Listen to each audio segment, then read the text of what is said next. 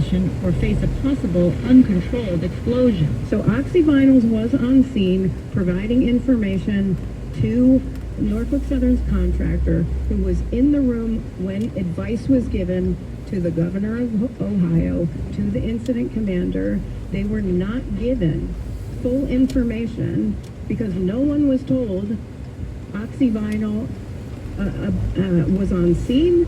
They were left out of the room. The incident commander didn't even know they existed.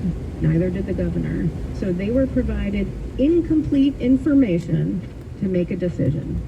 She testified that Norfolk Southern could have waited and allowed the rail cars to continue to cool down instead of pushing to vent and burn the vinyl chloride, which released over 1 million pounds of it into the surrounding area.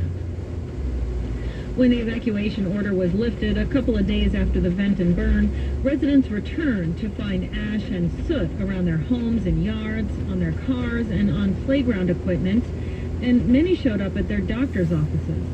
Gretchen Nickel, Chief Medical Officer at East Liverpool City Hospital, about 20 miles south of East Palestine, started seeing patients with physical ailments that could be from chemical exposures. So when I have patients that say, I've got a skin rash, I've got dermatitis, I'm having a hard time breathing, I'm diagnosing them with a pneumonitis, eyes, ears, nose, throat irritation.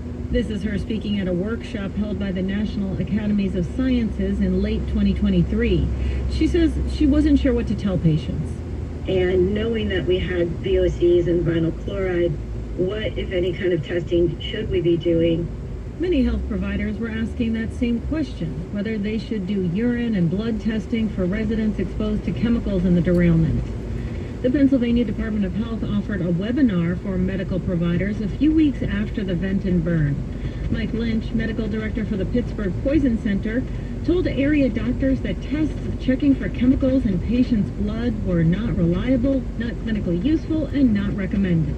So yes, with confidence you can tell them that there is not a chemical test that they should be seeking either from you or elsewhere at this time that can help prove or disprove exposure or would help with diagnosis, treatment, or prognosis from any of these potential exposures.